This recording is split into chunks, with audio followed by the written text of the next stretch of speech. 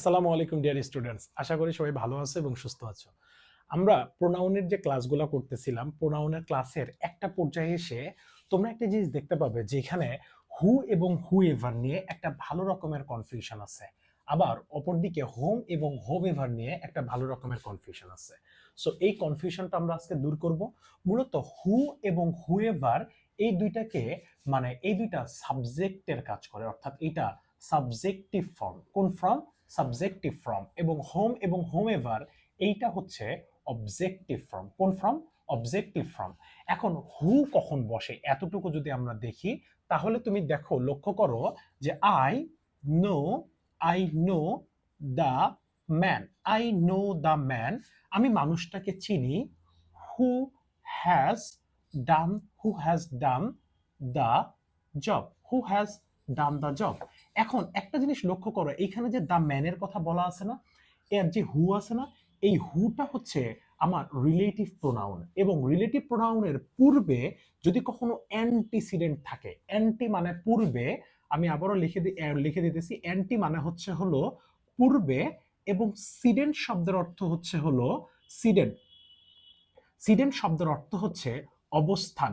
কার পূর্বে অবস্থান? মূলত রিলেটিভ প্রোনাউনের পূর্বে অবস্থান। সো এই রিলেটিভ প্রোনাউনের পূর্বে যদি অ্যান্টিসিডেন্ট থাকে, তাহলে আমরা হু এভার ইউজ করে থাকি।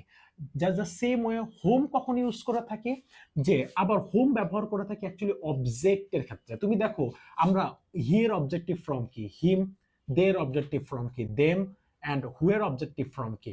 হোম। একটা জিনিস লক্ষ্য করো যে প্রত্যেকটা জায়গায়, অর্থাৎ এই তিনটার শেষেই কিন্তু এম আমরা কমন পাইতেছি, অর্থাৎ এমটা কি? কমন। এখন আমি যদি বলি যে হোমটা কখন ব্যবহার করা হয়, হোমটা মূলত, হোমের মানে হচ্ছে কাকে। হোমের মানে কি? কাকে। আর হু মানে হচ্ছে হলো কে। অবজেক্টিভ ফর্মকে আমরা জানি বাংলা করলেই কয়েকারের কে পাওয়া যায়। So I asked him. I asked asked হিম, আমি তাকে জিজ্ঞেস করেছিলাম। Home he was calling. Home he was calling, অর্থাৎ কাকে সে ডাকতেছিল। এই যে হোমটা, এই হোমটা হচ্ছে, এখন দেখো, অবজেক্টের কাজ করতেছে।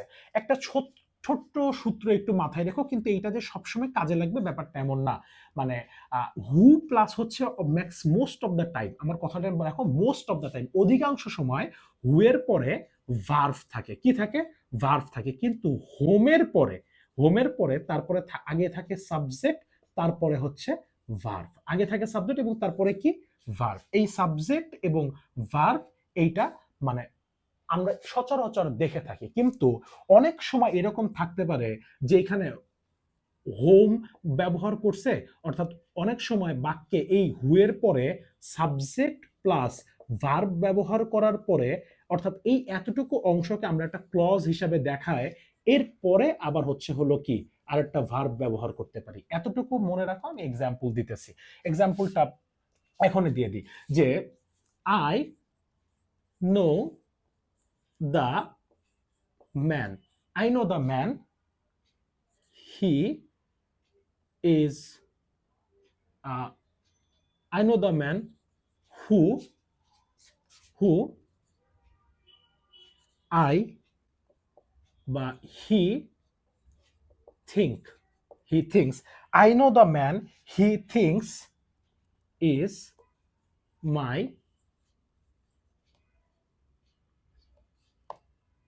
cousin. এখন লক্ষ্য করো যে I know the man who he thinks, মানে যে যে মনে করে, অর্থাৎ এই জায়গাটায় হু হি থিংস, এইটা কিন্তু আমার বাক্যের বাড়তি অংশ। অর্থাৎ I know the man who is my cousin, এইটা হচ্ছে আমার অ্যাকচুয়াল সেন্টেন্স। কিন্তু আমি যে এই যে হি থিংসটাকে বাক্যে নিয়ে আসছি না, এইটা মূলত হচ্ছে বাক্যের বাড়তি অংশ, এবং এইটাকে আমরা যদি বাদ দিয়ে দেই, তাহলে সেন্টেন্সের কোনো প্রকার কোনো ক্ষতি হচ্ছে না। দেখো, I know the man who is my cousin. Who is my কি? কাজিন। বাট হি থিংস, এই অনেক সময় এরকম একটা এই সূত্র পড়াতে বসে সচরাচর আমরা এভাবে পড়াই তো, যে who plus verb, whom plus subject plus verb. But এইখানে যে আলাদা একটা ক্লজ ব্যবহার করা যায়, এইটা হয়তো অনেক সময় স্টুডেন্টরা বুঝতে পারে না। ঠিক আছে?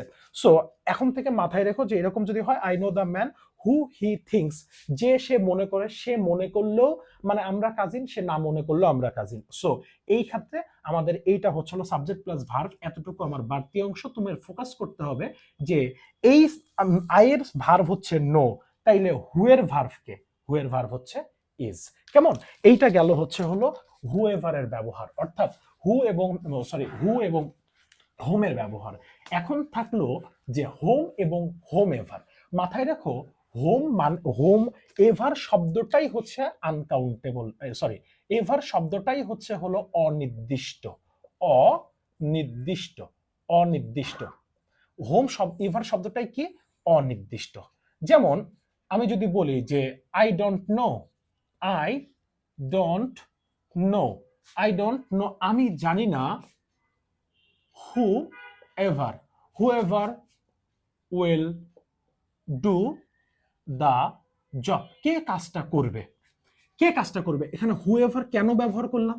সবচেয়ে মজার বিষয় দেখো, এইখানে একে তো কোনো অ্যান্টিসিডেন্ট নাই, অ্যান্টিসিডেন্ট নাই। অ্যান্টিসিডেন্ট মানে কি? ওই যে আই নো দ্য বয় ছিল বাক্যের ওইখানে কি অ্যান্টিসিডেন্ট, কিন্তু এইখানে দেখো বাক্যে কোনো কি নাই, অ্যান্টিসিডেন্ট নাই। সো যার কারণে অনির্দিষ্ট করে বোঝানোর জন্য আমরা কি ব্যবহার করছি? হু এভার ব্যবহার করছি। এখন আসবে যে হোম এভারের ব্যবহারটা কেমন। যদি আমরা এমন ব্যবহার করি যে গিভ দ্য প্রাইস, আমরা কি বলতেছি? Give the price, give the price to whomever you like, give the price to whomever you like। এই যে give the price to whomever, মূলত এই যে টু বলতে কি, এটা হচ্ছে প্রিপজিশনাল টু, এবং আমরা জানি প্রিপজিশনের পরে সাবজেক্টের কোন ফর্ম বসে? অবজেক্টিভ ফর্ম বসে, অবজেক্টিভ ফর্ম বসে। সো অবজেক্টিভ ফর্ম যদি বসে, তাহলে এইখানে আমাদেরকে কি ব্যবহার করতে হচ্ছে? whomever you like, যাকে খুশি তুমি তাকে দাও। অর্থাৎ এইখানে হোম এভারের পরে দেখো একটা সাবজেক্ট বসছে আর একটা কি ভার্ব বসছে, ঠিক আছে? সাবজেক্ট বসছে, একটা ভার্ব বসছে। সো এই ক্ষেত্রে অবশ্যই তোমাকে মাথায় রাখতে হবে, এইটাই মূলত হচ্ছে বেসিক্যালি পার্থক্য হু এবং হু এভার, হোম এবং হোম এভার। আশা করি তোমাদের কনফিউশন ক্লিয়ার হয়েছে। যদি কনফিউশন হয়, আমাদের তৌফিক ইংলিশের মানে গ্রুপে তোমরা হচ্ছে নোট করে অথবা এক্সাম্পল দিয়ে তোমরা পোস্ট করতে পারো। আমরা ট্রাই করব সর্বোচ্চটা তোমাদেরকে একটা বেস্ট আউটপুট দেওয়ার জন্য। আজকে এ পর্যন্তই, দেখা হচ্ছে পরবর্তী ক্লাসে। আসসালামু আলাইকুম।